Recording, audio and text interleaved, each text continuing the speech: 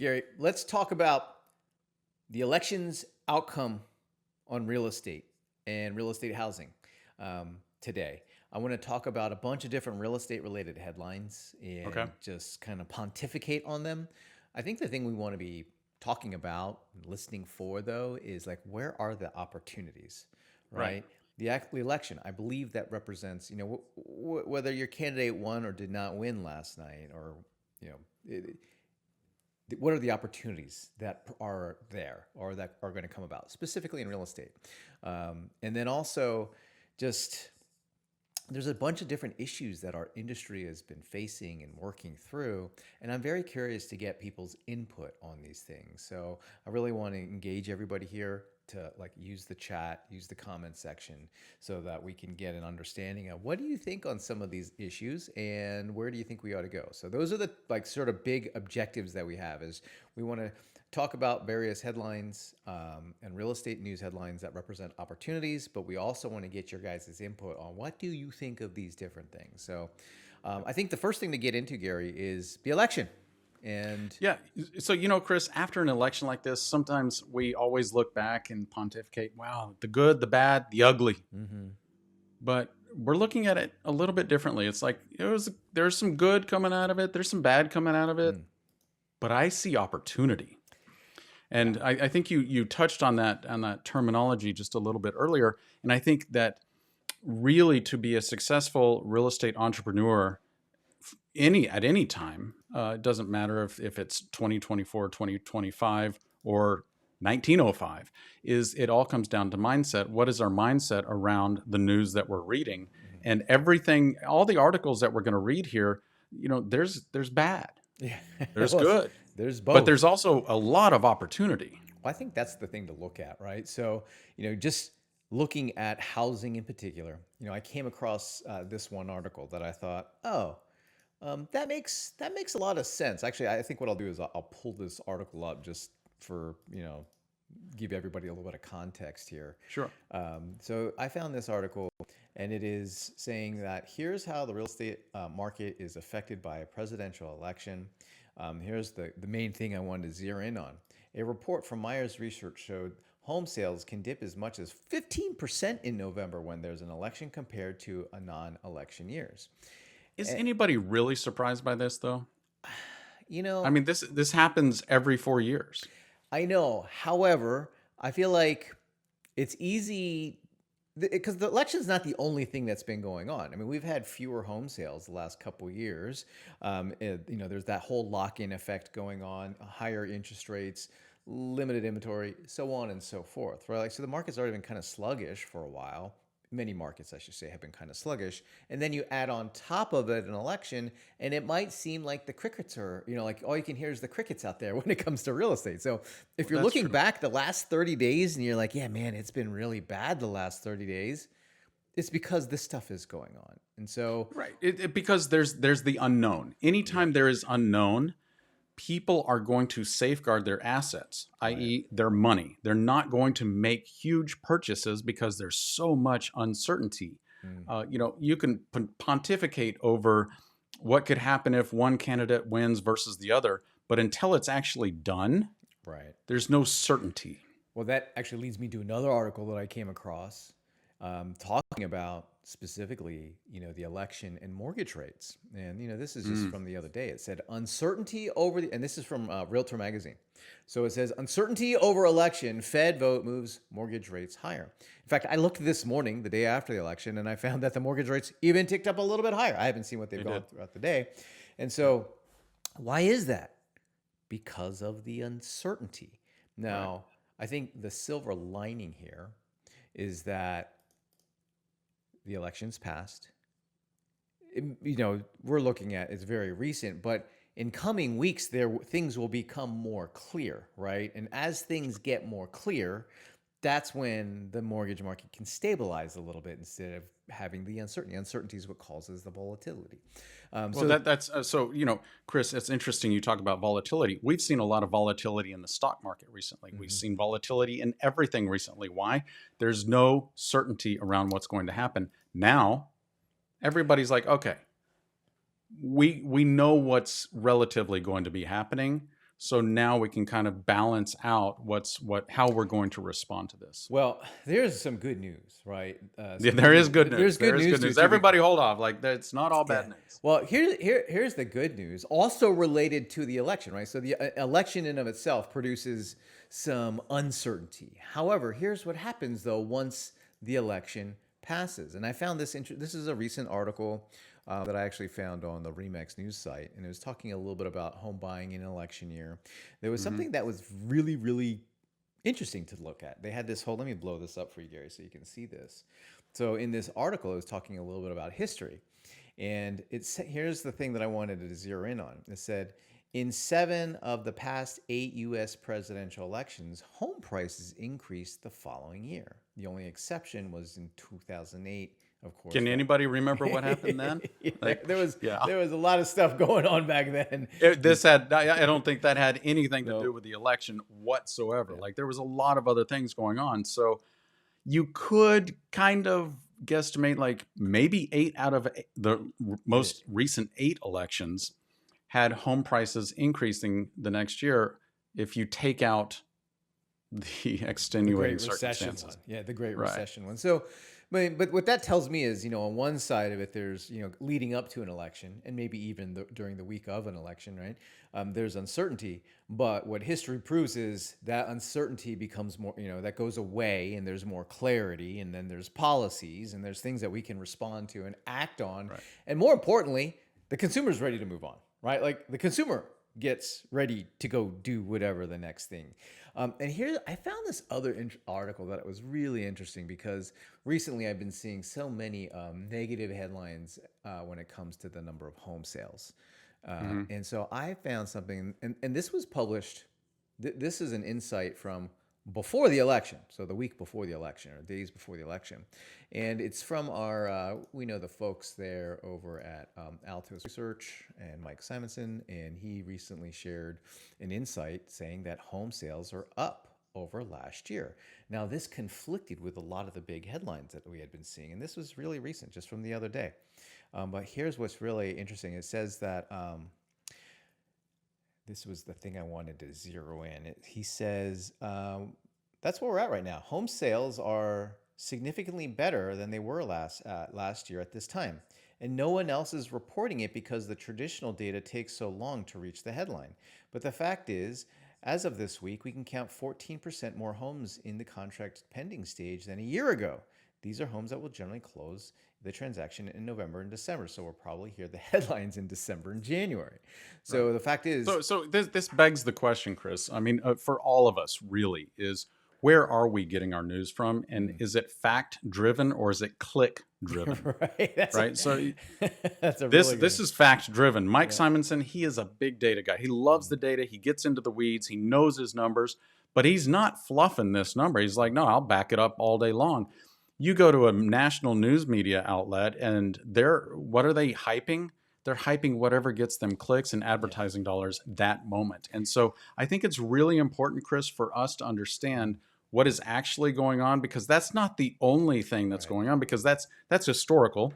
So things actually were a lot better, even though it might not feel that way in our pocketbooks. Things were actually a whole lot better in 2024 than the national media Yeah. says. But what's coming? Like, let's Well, I talk think about that that's too. what's interesting to look at because Mike reports that information on a weekly basis. Here's what's Right. happening this week. Here's what's happening this week, and what that's showing is that maybe things are starting to ease up. Maybe things are looking better. In fact, I found this other forecast from Fannie Mae, and Fannie Mae has done a really like good job at making predictions, but then also correcting themselves when they realize that our forecast was off. We're going to update it based on these new inputs. And here's what's interesting because this is the most recent Fannie Mae forecast that's available right now. I want to pull this up real quick and I'm going to zero in on a very specific number. So if you look at the forecast, there's lots of information here, Gary, and I want you to pay attention to one really specific line item, which is this Hmm. one here where it says existing single family condos co-ops percent change. And so you see here, what you're seeing is 2013, 2020, or excuse me, 2013. What am I thinking? Gosh, I'm like a decade behind. 2023, 2024, and 2025. Okay. Right. And you see it broken down by quarter. So what I want to do is I want to zero in at the very end where it basically encapsulates the entire year. So we see number of existing home sales in 2023 was 4 million. I guess that's 4.09 million. And then 2024 is actually going to edge lower at 4.06 million. Okay. But look at the forecast for 2025, 4.521 million. That's an enormous shift over the past 2 years. Enormous. That's going all right. It's going back now. Is it going to get us back to the 5 million that we saw a few years ago? Not yet.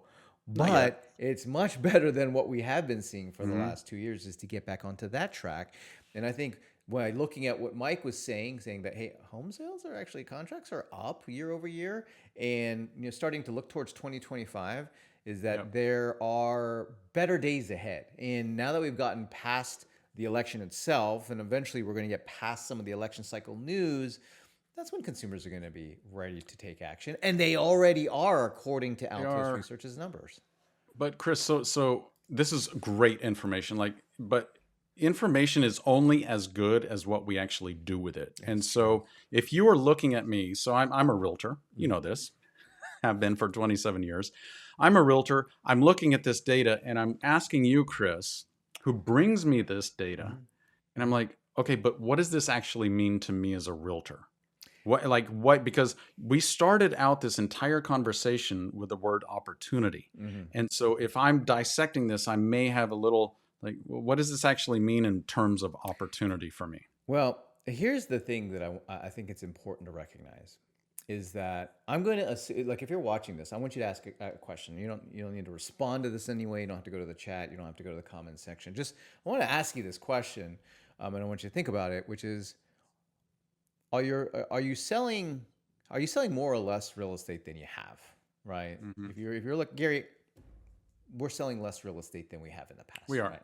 And Right. it's fact, right? We're in Austin. That market's seen a pretty heavy decline, Yep. and so we're not selling as many. Now that doesn't mean we're not selling anything. We're still selling stuff, Right. but just But not. our sales are down. But our sales are down. And here's what I realized: is it's getting harder than it used to be to find customers. Like Fact. it's harder than it used to be to get customers. A couple years ago, it was pretty easy. But even if I were to think before that, I'm talking about like the time from 2013 to say 2000, even leading up to the pandemic, like it wasn't, we had to do stuff, but it wasn't like really hard to find a customer. I would say it is much harder today to find a customer than it has been in a while, right? I'm Right. thinking like back during the Great Recession, those were some hard times to find customers too. And so it's felt like that. Now, do the numbers pan out? I don't know. But here's what I do know: it is harder. In the getting a customer today takes more effort. It Yep. takes more skill. It takes a heck of a lot more activity than it did just a few years ago. And so I think that is the first thing to recognize is that if it's harder to find a customer, despite these good things showing that the market's doing better stuff, if you're not seeing an uptick already, or you have, or you don't see an uptick here in the next couple of months, chances are there's something wrong. Maybe we're not doing something right because the rules have changed. And when I say rules, I mean like the activities that we used to do then, they're different now. I'll give you an example. Some of the rules actually legitimately have changed, Gary. Did you know that the FCC implemented a new text messaging rule that treats all text message numbers just like the do not call list? So if you're Right. using text messaging in real estate practice, particularly if you're using it for marketing, any kind of marketing purpose, know that you run the risk of breaking not can spam, but the do not call list activities, right? So there's regulations, there's rules, there's things like the settlement that has been going on. So I do think that now more than ever, we've got to be very, very good at the activities that we do to generate customers, to find customers, to generate leads, all of that stuff. Which actually reminds me, since it is harder to get a client, that if you need your marketing, you need your marketing to be done at a professional level using effective technology, and it has to be delivered consistently, right? So professional quality marketing using technology that is configured properly, right, to make sure that your content is being delivered, whether it's through email, social media, your website, that it's getting delivered to your intended audience. and it has to be done consistently, which is oftentimes hard when you're in real estate. So we actually, if you want to get a professional analysis of your current marketing efforts, so you can get a jump start on your production, you should meet with one of our professionals to get a marketing diagnostic done today. We'll include a link over in the chat in the comments section. This is something that we normally charge $97 for. It's free. Just fill it out, reserve time. It's with a real live marketing professional. And so they are going to run you through a 20-point diagnostic. They'll analyze your marketing. They'll analyze your digital footprint. They'll look at your what you're doing on your email marketing side and social media side, and then you'll walk away with a plan on what can I do to get better results for my marketing. So definitely check out I that like one. that because even so, Chris, the biggest thing here is realizing, yes, it is harder to find customers, but at the same time, I may think that everything is working just fine. I may think that all 8 cylinders are running just fine, Right. but without that diagnostic, how do I actually know? And the best way to do that is to have a marketing specialist take a look at it. So make sure that you like if you want a diagnostic on your own deal, make sure that you do that. So what else do we have, Chris? So I want to talk about switching gears off of the election and switching gears off of the I market. think a lot of people would like that, right? It's like, you know what? It's over. Let's take a break. Well, actually, I want to talk about something else that has been a hot button issue, which Oh, is okay. related to the NAR settlement, and that has come and gone, right? Like, but there was an article that I came across, and I want to dispute it a little bit. Okay, so if it's okay with you, I want to pull the article up. I'm going to read some parts of it, and I don't mean the author any like disrespect, but I just want to challenge some of the things that the author put into this article. Okay, and the reason why I challenge it is I know somebody who's using the short-term towing agreements, which is what this article was kind of blasting. I know Gary and I, we know someone who's doing this at scale, right? Like And not at scale, effectively at scale. effectively at scale, right? Is using short-term touring agreements. So, anyways, this is the article that I came across, Gary, and the headline is what got me first, which was "Deadly Short-Term Touring Agreement Minefields for Agents." And this was authored by Bernice Ross, who's a frequent contributor to Inman. And like I said, we mean Great no writer, disrespect. great writer. But I had a few issues related to this article. First one is I don't know how deadly. Like I kind of felt like and she may not have written that. Maybe like the editors at Inman said that we got to throw the word deadly in there so it sounds a little bit more like click worthy, right? Yeah, it's clickbaitish, but this ain't going to kill anybody, I don't think. I don't think so. Now, when I read through this article, the first person I thought of was our friend Christopher Dean, who Oh, in Houston, right? in Houston, right? And he's on the Monica Foster team, and they're like really, really big on online leads. Like he's one of the premier partners for Zillow, and they spend a lot of money with Zillow, and they generate a ton of business through Zillow. And I know that he's been using the touring agreement. We actually had him on our buyer representation summit earlier in the year, and he shared his process of I'm using these agreements specifically to follow up with all of our Zillow leads, which we're getting a ton of, because when we get a lead, an online lead, and they want to go see a home, and that's all they want to do, for us to introduce the contract at that stage, a full buyer rep agreement, not even just like a buyer agreement that sets terms, to introduce an entire full buyer representation agreement means I'm just going to lose this opportunity that I'm paying. Well, Chris, all that's this like money akin to getting down on your knee with a wedding ring or an engagement ring on your first date. Like that's really hard to do. which I felt like this article was written from the perspective of not doing online leads, which is most. I don't think not most people. I would say statistically, most people are not buying a ton of leads off of the home search sites, right? Right. Most people are going to be working their sphere. Most people are working referrals and recommendations and repeat business and doing open houses and all these other activities, where you could very well you could probably get a full buyer rep agreement signed with a good process. Obviously, you would still need an effective process to do it with the right conversations.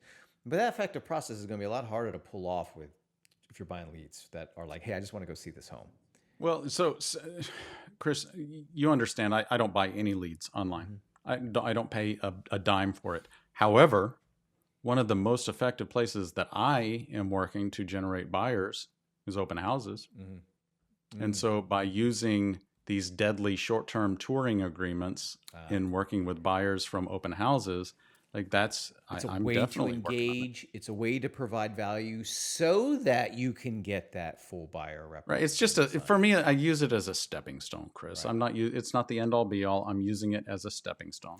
Now, Bernice did point out two important things in this article. The first one was noting how one of the sticky, tricky parts about it is all the different forms of agency that are out there. And if you were to take a Right. look at the real estate market on a national level, looking down, you'd be like, all these different forms of agency in different states. But if you are in one state, all you have to do is get these agreements to work in your state, which obviously you got to check with your broker. And but like I feel like that's much easier to accomplish. Is well, I'm in Texas, and so I just need to make sure that I consider agency, agency in Texas and what I would Right. be invoking, right? So that was one thing that she had pointed out, which I felt like, yeah, of course you have to consider that, but I don't have to think about the 13 different forms of agency in the United States. I only need to be concerned about the ones and the way it works in Texas, which is Right. right. So all of a sudden that part's less confusing. The other thing that she pointed out as a really big sticky item was the fact that these short-term touring agreements are no compensation. There's no compensation, right? Because it's a limited set of service. I'm opening the door. I'm showing you the home. I'm not giving you guidance. I'm not evaluating it. We're not going to write offers, so on and so forth. I'm doing a very limited set and I will not get paid for it. The thing is, that is one of the sticking points. Well, I'm not going to commit to paying you until I know you and what value you're going to provide. So, Right. of course, what you're going to do is move to a different agreement, and that's actually what our friend Christopher Dean is doing with his team. Is they used the touring agreement to get to the buyer rep agreement. Right. So it's a stepping stone. It's a short-term agreement. This is not a long-term agreement. It's a short-term agreement just to start building a relationship. Chris, if we take a step back and think about, okay, what was it like a couple of years ago, last year? If I had an online lead or I met a potential buyer at an open house, what was it like then? Well, what I could do is I could actually go show them homes without any written agreement in most places. And that was a stepping stone to building the relationship so that I would get compensated upon the transaction. This is no different. It's just adding a piece of paper as that stepping stone Right. into the entire conversation. But I'm using it really just as the beginning of the conversation to be able to build my value and their trust with me in order to have them sign a full buyer representation agreement. That's all it is. Yeah, I'm curious. You guys, what do you guys think? Let us know in the chat, in the comments section. What do you guys think of the short-term touring agreement? Are you using them? Or what are you finding now that it's post-settlement rules are in place? We have to have a buyer agreement signed before we start showing properties. Are you guys seeing any conflict or any issues there? Or are you finding that it's pretty easy to get your buyer rep agreement signed? Or are you what is the process that you're using and how are you finding it works? Let us know in the chat. Or are you even stuck in even bringing it up? Like that's another thing. Is like sometimes when we are introduced to a new process or a new way of doing things, we get stuck in like, how do I verbalize this? How do I even bring this up? How do I talk about this darn thing? Well, we've That had to could do a be ton another. of training and resources for our Yep. folks on here's our buyer presentation process, and here's how we do an initial consultation for a buyer, and here's our pre-appointment packet, like a pre-listing packet for buyers, and then what's our buyer presentation, which is like the listing presentation for buyers. So we had like built a whole process, right, for being able to answer the question of how do I get that buyer rep agreement signed. So I'm really curious to see what people are doing. Let us know in the comments on how has that been faring for you since August 17th. Now, I want to switch gears again, Gary. I want to talk about something totally unrelated to what we've been talking about. I love it. Let's move on. Have you heard of Rome? I had not until you brought this up to me and I saw that and I'm like, oh, brilliant. So Rome, I came across this from one of the real estate pundits that I follow. And Rome, think of Rome as Zillow for assumable homes with assumable mortgages, right? Right. And I just found it interesting, this idea. I'm not saying that you guys need to use it. We don't endorse it. We don't have a relationship with Rome. But I just thought an interesting idea of, oh yeah, if you could find, like what's a big sticking point for people? Well, mortgage rates are higher. And if there were homes that were available with a 3% mortgage rate and it was assumable, right? Wouldn't that be a good thing? And that's what this startup is doing, is they're aggregating and going out and trying to find all the homes, and even trying to facilitate the transaction as well. Now, whether you think Rome is a good idea or not, I mean, they have like a program, I think, for agents. I haven't really looked into it. But the idea of the assumable mortgage, I think, is actually a kind of a marketable thing as a real estate professional, It's even without huge. using a service like this. Have you ever done anything like this, Gary? So no. So here's what's really interesting is traditionally finding assumable mortgages has been very, very difficult Mm-hmm. because you have to scour the internet and you have to trust that the listing agent is actually going to market Mm-hmm. that listing that has an assumable loan. Gotcha. Very difficult to trust that to be the case. Very difficult to like really find those. And I will share this with you. My brother recently relocated to Colorado Springs, where there are military bases. And so he was able to track down an assumable loan Mm. from a retired Air Force fellow up there. And so he was able to assume that loan at, I think it was 1.9%. Ooh. Now, the difference is that 1.9% was on the original loan of the home, Mm. right? Now, it was a VA loan, and so he got 100% financing. So my brother actually just had to get a loan, a second loan, Mm. in order to cover the additional balance, which was at a higher rate. Fine. Once you balance it out, his buying power Mm-hmm. because of that assumable loan went up just so significantly that it changed their lifestyle. Interesting. And so to be able to market myself as somebody who can help you find assumable loans in that way, Mm-hmm. it's just really powerful, especially in this day and age, Chris, when we're trying to stay relevant, when we're trying to brand ourselves as different. We have to differentiate ourselves every way that we can. Mm. It's really critical for us to find any differentiator that we can use in order to brand ourselves a little bit differently consistently, so that when a home buyer or seller is thinking about real estate, they're thinking about me. Well, I don't know if most consumers know that assumable mortgage is even a thing. You know what I mean? Like, I Well, didn't know it was a I thing think until pretty I far think into my most real estate career. No, I think most of us in real estate, and I am guilty of this too. Most of us in real estate have been taught that assumable loans are unicorns Mm. and good luck. Like you ain't going to find one. Mm-hmm. That's not the case. Mm-hmm. There's a lot of them out there. You just need to ask the right questions. And an app like this, like Rome, bringing this to market Mm-hmm. is a wonderful opportunity. Again, like Chris said, we don't know too much about it. It's just they're filling a gap. But man, if I could tie on to that and say, hey guys, if you're looking to increase your buying power and if you're looking to find an assumable loan that's going to be at a lower rate than what you're going to find in the marketplace right now, I'm your guy. Well, I think, as a marketing opportunity, this it reminds me of the idea that there's riches and niches. Okay, Yep. and what happens, and so if you know marketing, you know that I can market to a really specific group of people. But what happens when I am so specific in my marketing that when I focus on that niche or the messaging necessary for that, it actually attracts a lot of other people as well. Mm, Because what happens is people, like, we'll use this assumable mortgage as an example. Let's say I wanted to create a series of messages that I was going to put on my website, maybe send some emails out to my database, post on social media, maybe some videos and content about it, and just like educate people on the fact that there's this thing that's out there and it's assumable mortgage, and basically it lets you if to be able to take on the mortgage at the previous rate that was there. Now obviously there's some complications to it, but from a marketing standpoint you focus on the benefit. You too can get a 3% mortgage still, and here's how. So what happens is you're using that as the way to get people's attention. A 3% mortgage rate, but I thought rates are go heading towards 7% again. Well, not right. this home, not these homes, or not the homes that I'm looking for, right? Now all of a sudden, but the math of it really does. So what happens is that's the attention getting piece, 3% mortgage. Well, if I sit down and consult with you, I might find that your buying power is very good, based on the equity maybe that you have in your house that you didn't realize. Like, no one really knows what their buying power is, right? Until they really talk to a lender and they get a full sort of assessment of my situation.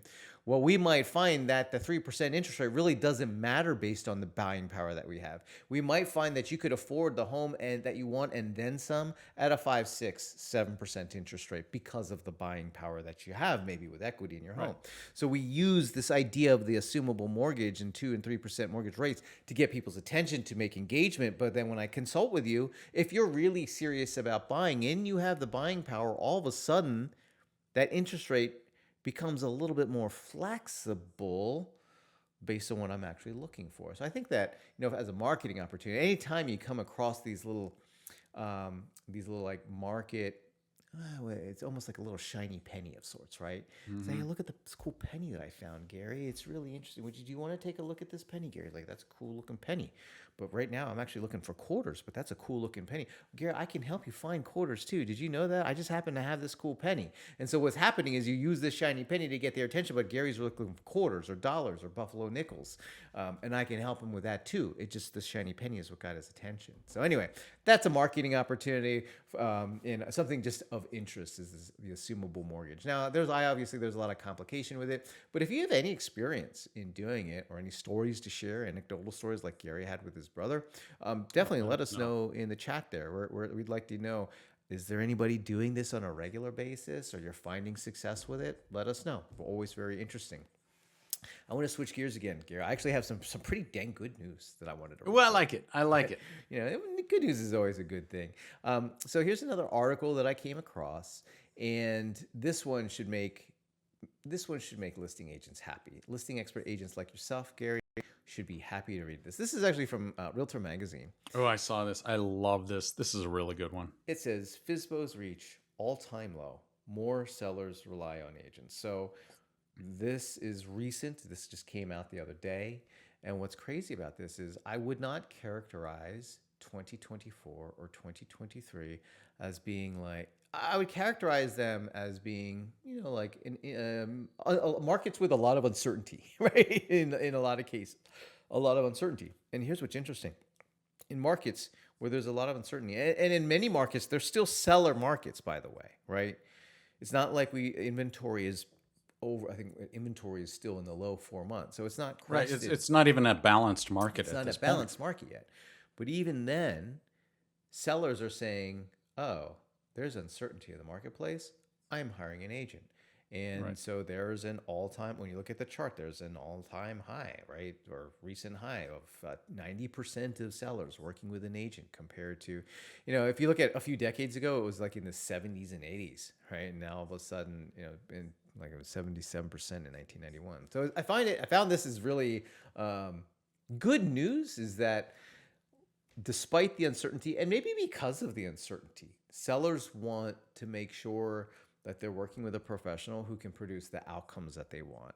Yep. And I think that's good news. What was really interesting, and this is a stat that I think anybody could use that was embedded in this article, was, here it is. Let me pull this up, and I'm going to blow it up here for you guys to see it. Check this out. I know people are always asking, where'd you get that stat from? Where'd you get that stat from? Where'd you get that stat from? Here's a stat that I always get asked, where do you get that stat from? And it is on the difference between what an agent-assisted sale does versus what a FSBO seller does. So, right. Yep. Here's where I get this stat. This is enormous. This is a huge, oh my gosh. Home sellers who do sell on their own tend not to fare as well in the housing market as sellers represented by a real estate agent. FSBOs who sold over the past year generally sold for less. The median for all FSBO sales was $380,000 versus $435,000 for all agent-assisted sales. I don't know about you, Gary, but I think that's like $55,000 or something like that. The difference. Chris, what this says to me is people, if you are going down this path without guidance, you're leaving so much money on the table, And I think people are wisening up to that after decades of trying to think, I'll save X percent here, I'll save X percent there just because we're going to go this alone. Reality is it ends up costing them a whole lot more than what they even think they're going to be saving. And so like there's like you said, Chris, so much uncertainty out there, so much uncertainty from the perspective of a home seller, of a home buyer, which says to us is like this is a huge opportunity for us to be the voice of reason. This would be a really good. Here's a little quick campaign you could do. You drop this stat. You could even drop that chart.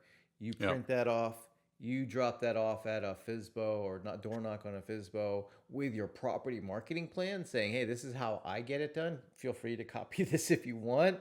I know Gary, you used to also give them all the paperwork that was necessary and say, I "Good give luck." them a stack of paperwork and say, "Here you go. Good So luck. I'll see you soon."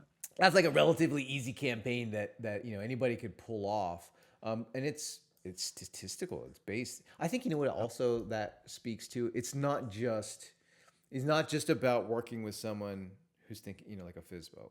I think a stat like that is a really good one that shows people why they should hire real estate agents to start with. It also points to the fact, in my mind, that not all agents are equal in terms of their skill level, their value proposition, what they're going to bring to the table, Their knowledge. Yeah. right? And so, like this, if you were sharing this with a seller who's not a FISBO, like this is helpful for them to know. It's like, wow.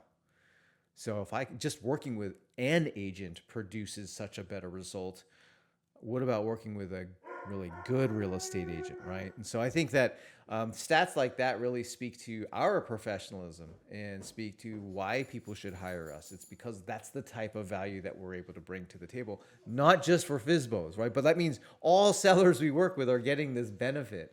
And heck, you might even be able to inverse that and say, I take the same approach in working with buyers is to make sure that my buyers are always buying right and they're always satisfied with their purchase. And that's going to be a blend of all these different things. And it's not just a simple, hey, I put a sign or, just running searches on the MLS and giving the seller what they ask for. We're going to do more than that. And I think stats like this really point that out for folks. So let's see here. I want to move on to the next one, which is a kind of another hot topic I got to pull up, Gary. But before we do, I just want to do a quick message for everybody. There's a lot of uncertainty, and people trust the voice of reason. And you should be the voice of reason in your marketplace, regardless of whether it's what we're talking about or what you're bringing to the marketplace to talk about. So for that to happen, you have to market to the right people with the right message at the right time, right? That's a marketing essential. And if you want to get your voice of reason into the marketplace, you have to have the right people to put that message in front of. The message itself has to be right, and you got to get that message delivered at the right time. Now, if you're not seeing the results that you want from your marketing and you need someone to analyze your marketing plan and analyze your marketing efforts to show you where the holes are, I'm going to offer you the opportunity to connect with a professional, one of our professionals, to do a marketing diagnostic so you can tune up your marketing, get more listings and leads, and walk away with a game plan on what you need to do so that you can get a better return or better results from the marketing efforts that you have. Okay. So, Gary, Yeah. what do you think? Here's a loaded question for you. What do you think of the clear cooperation policy? Such a loaded question that has been really interesting to discuss with real estate professionals because, clear cooperation has been around not just like a month or a year or 2 years, right? It's been a It's few been years. around a while. Yeah, I mean, I think 2019 it was passed. It went into effect in 2020.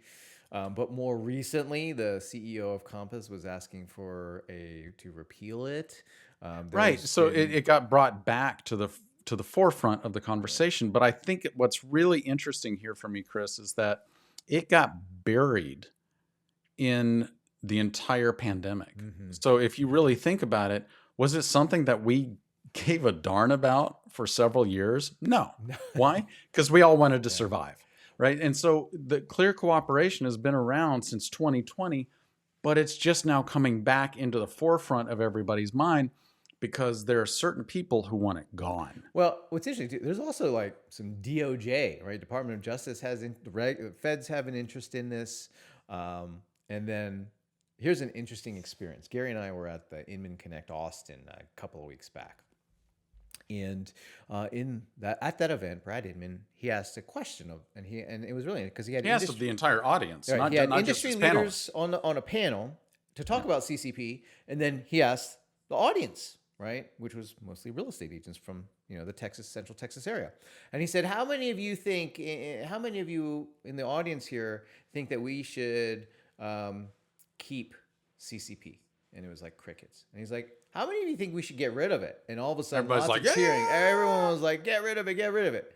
So that was an interesting piece, right? It was like the agent population that was there said we should do away with it.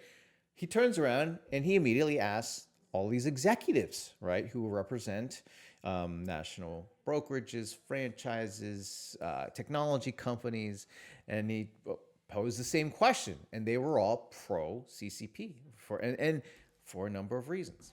And when you distill it, and go, let us know. Go to the chat. Go ahead and give us your thoughts on Where do you Yeah, stand where on do you clear stand with it? cooperation?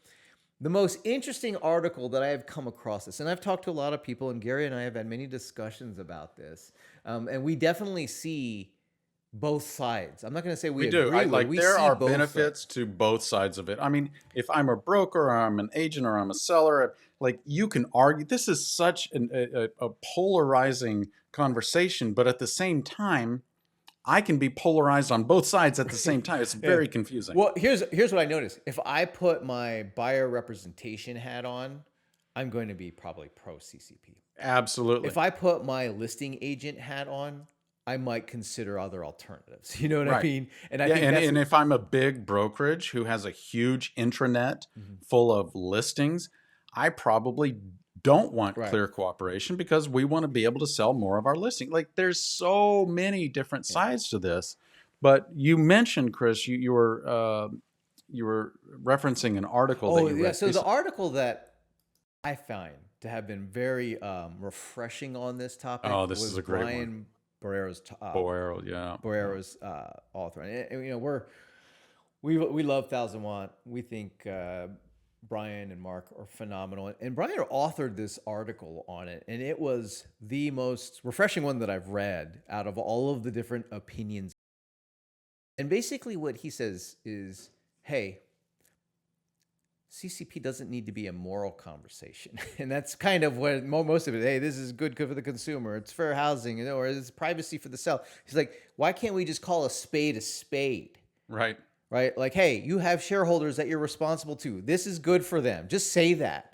Hey, you have a portal. You need more listings on there. Just say it. Don't make it a good and evil thing. Just say what the real motivation is, because then it's a lot easier to deal with. So he points that out. Like, okay, how come no one's talking about, because the things that are going on below the surface, they're absolutely part of the conversation. Just no one wants to bring it out there because it seems self-serving or whatever, and these other sort of higher causes.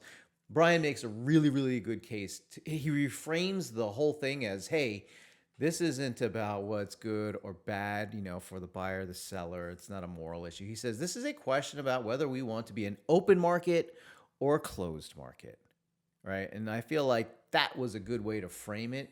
Get Right. rid of the pretense and just focus on, like, do we want to be open or closed? There are actually pros and cons to both, right? Like, and there are, like, we used to have a closed market back in the old days before, like the MLS was on the internet, basically, with home search sites, when consumers had to come to an individual real estate brokerage, right, and look at the big books of listings in there, right? Like, there was a time when that was the case, and that was a closed market. And what he was a proponent of is an open market where it's easier to find those opportunities. So I felt like that was a really refreshing take, which is, hey, let's call a spade, and let's reframe this conversation as should we be open or closed. And Yep. I feel like at that point you're not.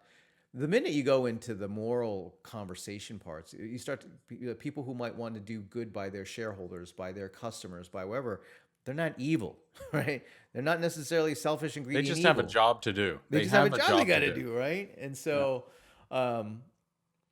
that's the way I think that I found it. Now I'm curious. Again, let us know. I mean, you guys might think we're smoking crack over here with having being able to see both sides of this conversation and not like going real deep on one. But now let us know in the chat. What's your thoughts on CCP? If you don't have any, then this is actually a really good article for you to check out. Just you can Google clearing the air on Clear Cooperation by Brian Barrero. Okay. I know that's a can of worm. That's one of those can of You opening could a can. like that right there is an hour conversation. So, related to that, here's I'm going to give you an example why I saw that, why I thought that was so refreshing. And again, I'm not here to make enemies, Gary. Like last thing I want to do is make enemies. But here's why. Like I'm going to be honest. Sometimes I see things and I'm like, this is a little suspicious. This is a little. Let me show you an example. Just this is related to the CCP conversation we were just having. I'm curious what you think of this one, Gary. So what you're seeing here is a newsletter that I'm a subscriber to Inman. So this was a recent headline newsletter. And I was scrolling through here and I saw this same article that was published. This Zillow did an update here. No commingling rule should be repealed. Not the clear co-op. They should get rid of the no commingling rule. You know what made me a little suspicious of this article? When I saw that it was sponsored. When I saw that, I was fine with the article, and then all of a sudden I saw that it was sponsored, and you know what made me think? I said, it made me take a step back, reread this article, and say, well, does Zillow have an interest in keeping clear co-op or getting rid of the no commingling rule? Oh, yeah, they do. But that's So not much so that they'll pay to advertise right. for it. But the article itself is not written in a way that, hey, this is good for our portal. This is good. It's written again in a way that's like right or wrong. You're good or bad based on where you fall on this issue. Well, I point out that it's sponsored because why pay money to get in front of more people? I don't know. Maybe I'm being a conspiracy theorist person here, Gary. Challenge me if you think I'm a little crazy here. But it seemed a little weird having that post be sponsored. No, wouldn't you agree? So okay. You don't have to call me crazy. Go to the chat. Let me know, Chris, the conspiracy theorist, or whatever. So here's what I know to be true: is you're not a conspiracy theorist at all. You're actually looking at this factually and understanding where's the money coming from and why is that article getting posted and advertised in the way that it is. And it is probably because it is in the best interest of that company for that message to be widely distributed. Which I'm not, they have shareholders that they're responsible to and They employees are. and everything. But to Brian Boero's point, call a spade a spade. Hey, call it a spade. We want this to happen because we have shareholders. Yes. Okay. So talk about crazy articles. I came across. Oh no. I came across a crazy article that I got to share with you. I just saw this and I was like, the fact that this exists, I don't even know what to do with this one. But let me pull up the headline here and we'll peruse this. So what made me think of this, Gary, I was asking myself, what's the most outlandish question that I could think about with real estate? And it was something like this one. Does it have anything to do with zombies? Very close, Gary. Very close. My question was hey, has anyone ever wondered what happened to real estate if a nuclear bomb went off? And that was my question. Crazy question I had in my head one day. So I Googled it just randomly. And sure enough, someone wrote an article about want to increase property values? Try a nuclear war. A 1960s era nuclear war study argued survivors would become wealthier, relatively speaking. And so this article, because almost everybody else is dead. Right. All of the land that they used to inhabit is no longer inhabitable, which means that there's massive scarcity in the marketplace. So here's the thing. Obviously, this was a really big concern in the 50s, the 60s, and 70s. And so there were multiple studies done on what would happen. And they did a whole scenario, what if a nuclear bomb went off in Houston, Texas, and what would happen? And this article summarizes all the different things that would happen. And they make a case that, home values would go up, relatively speaking, meaning that overall they would be down. However, certain homes in certain pockets, relatively speaking to the rest of the population, would increase in value. Now, one of the things that they pointed, and a lot has changed in the 60 or 80 years that some of these Gosh, things, I hope so. right? Is the population, demographics have changed, suburbs versus urban areas and rural areas. That's also expanded and compressed. Because in here they were saying, yeah, you know what, people are going to probably want to move to the cities because they're not going to have transportation like cars to drive around. but the cities might be gone is the problem, because those would be the actual targets. They're not going to like send bombs off into the middle of nowhere. They're going to send them to where there's a lot of people, most likely. So anyway, I just thought it was a crazy question to ask. And if you Google it, sure enough, and it's not, I think, and I don't read the Week or anything like that, but I think that's like a fairly reputable thing, but they've got that kind of content in there. So good job. If you're ever wondering what would happen as a result of a nuclear bomb going off, you can go check that article out. The good news, and they say that we're sometimes overly optimistic in real estate, like it's always a good time to buy, but heck, your property values would go up. So yeah, maybe that would be a little too. Well, that may be one thing that could drive home sales, but I think what's interesting though is, like, as we kind of go off the deep end and then come back to the shallow end, is to really investigate maybe some other trends that drive home sales other than nuclear war. Well, the good news is there's a lot of other trends that are going on that we should be paying attention to. In fact, I came across this article, another recent one. This one's from National Association, or from the Realtor magazine, and it talks about the 9 buyer and seller trends driving home sales today. And No, this is something I can actually attach. Yeah, so to. don't Nuclear worry. war, I'm going to ignore that one. You don't have to. I mean, hey, you never know. You might want to start that bunker if you haven't started it, Gary. But in the meantime, these are some things that you can act on, because this is this comes out of the Profile of Home Buyers and Sellers report, which they recently released the updated version of it. And there's these 9 trends that I think it's worth just kind of scrolling and talking about each one of them. And I would definitely read this article in more detail. In fact, I would even encourage you to read through the 2024 Profile of Home Buyer and Seller report. Always got great, fascinating information. So the first trend that they looked at, Gary, was first-time buyers are retreating from the market, right? And So a lot of people might look at this as a threat. I look at this as an opportunity. How do you see this as look at the numbers, Gary. If you were to look at this, just looking at the chart here, it used to be about a third, more than a third, and it used to be almost 40%. In 2024, we're looking at 24% of buyers being first-time home buyers. Where's the opportunity in this? Well, so I pivot, because here's the thing. These folks need to live somewhere. And so where are they going to live? In a home. Owned by whom? An investor. So if I'm focused so much of my business on first-time home buyers, and I'm seeing major trends to where first-time home buyers are exiting the marketplace and they're deciding to rent instead, what do? I'm going to pivot, and I'm going to go start marketing and branding myself towards investors and saying, hey, did you know first time? This is all knowledge marketing. If you take the knowledge of, like, hey, Chris, did you know that first-time home buyers are falling by a record number this year? What this means is that they still have to rent. They still have to live somewhere. So as a home investor, don't you think maybe now is a great time to invest in real estate that these first-time home buyers would actually be renting? Gotcha. So I think you could also consider this as creating a first time. If you look at the reason why, prices are higher, interest rates are higher.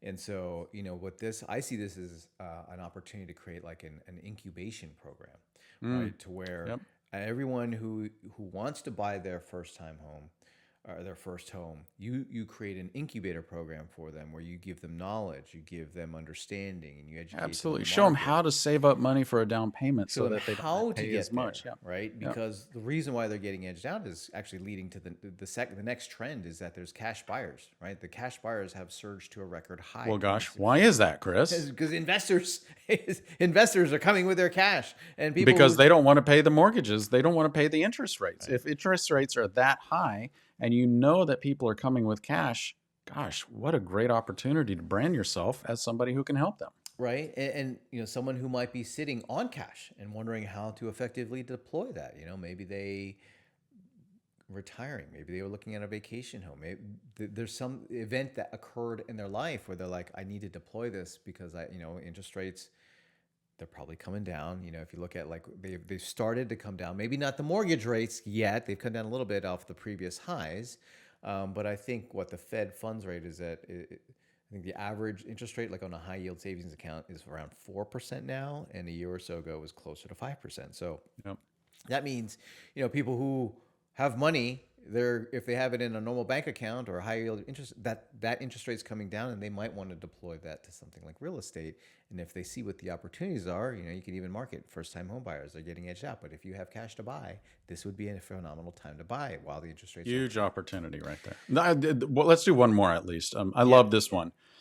Home sellers aim high and it's paying off. Chris, this is absolutely great news for anybody who's been sitting on the fence thinking about selling, but they're not really sure.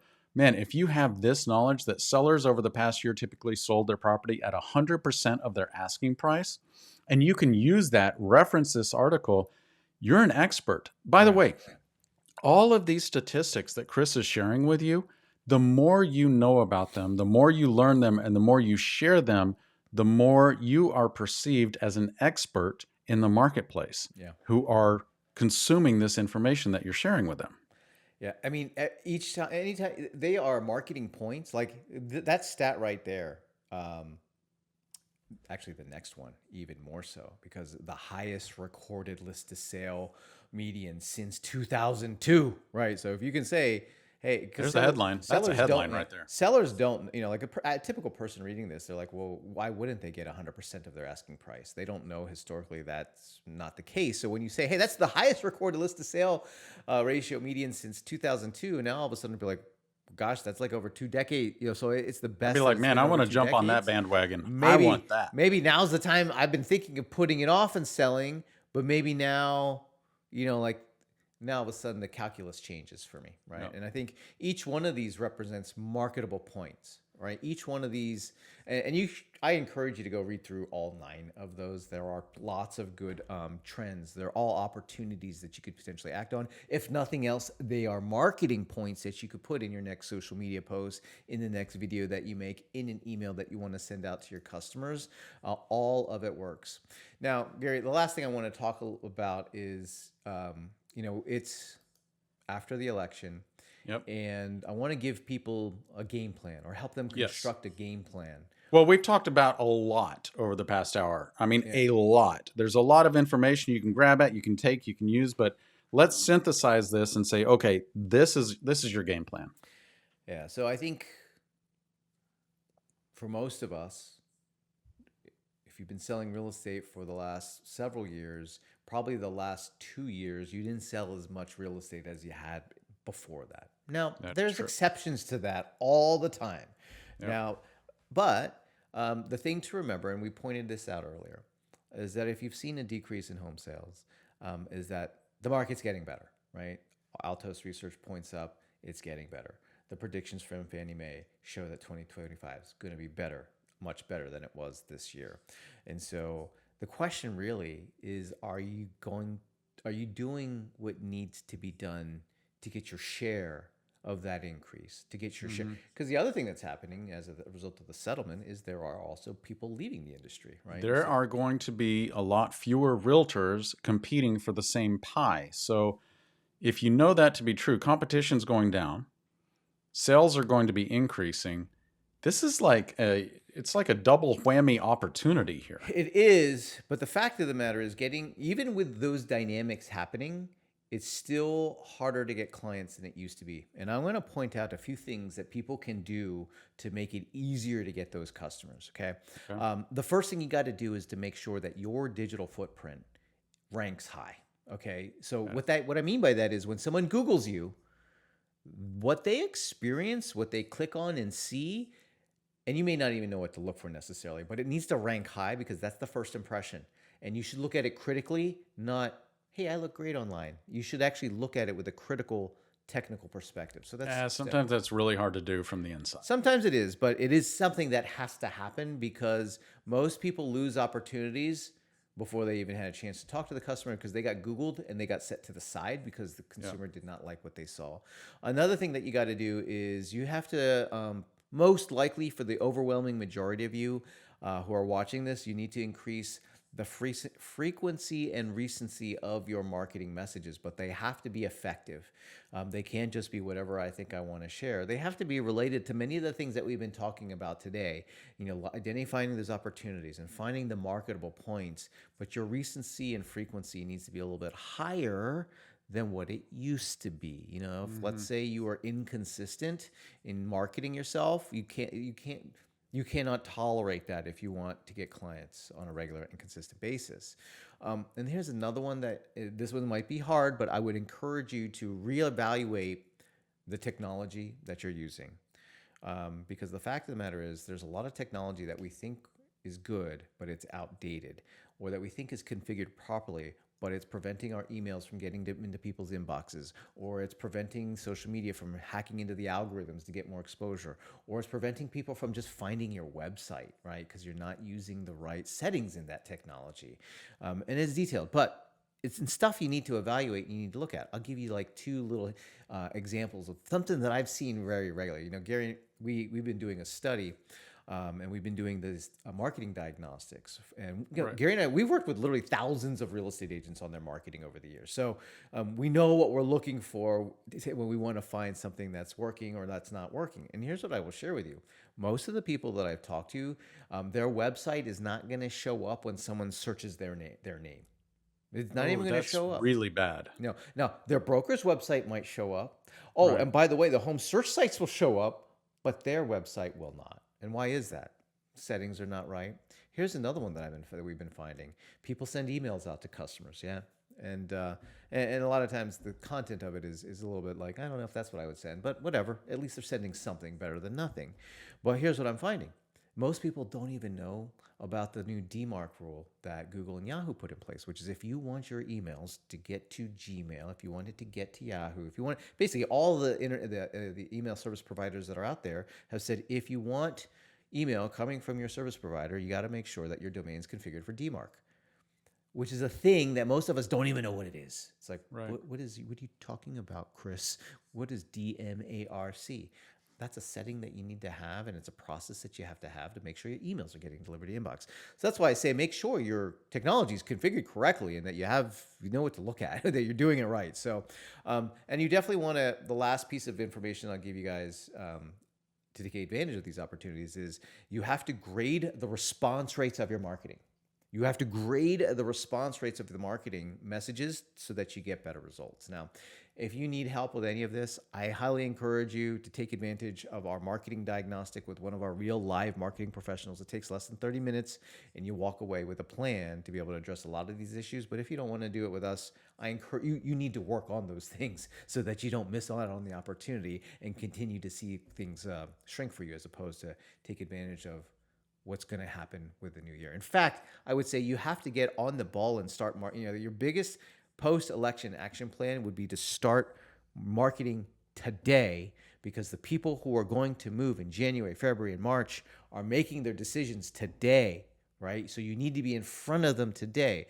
You get in front of them in January, February, March. They've already decided who they're going to work with, right? So you have to be in front of people today for the business that you want to pick up in Q1 and Q2 of next year. You got to But the start thing right is, now. I got to know what's working. I got to know what's not working, and I got to know what the gap is, and get a plan in place to fix that, so that I'm top of mind when these home buyers and sellers are ready to make a move. Look, it's simple for me. Is if I want to take advantage of what did they say, a growth of 11.7% or something like Mm-hmm. that in 2025 in number of home sales, plus the enormous number of real estate agents who are going to be leaving the marketplace. I got to know what's working. I got to know what's not working, and I've Yes. got to fix it right now because that's going to set me up for the future. So, you know what? If you want that diagnostic done, make sure that you schedule it with our team members. You're going to be online with one of our marketing specialists to really dig into your online presence, your marketing, your database, et cetera, and get a game plan to fix it for the future. Well, I hope you guys have enjoyed all these different opportunities, interesting anecdotes, things that we've talked about and laughed about today. We look forward to seeing you in the Building a next episode. bunker. Right? Hey, whoever thought that we would be talking about bunkers? Well, thank you guys. We'll check you out in the next episode. Thanks, Gary. Take care. Bye.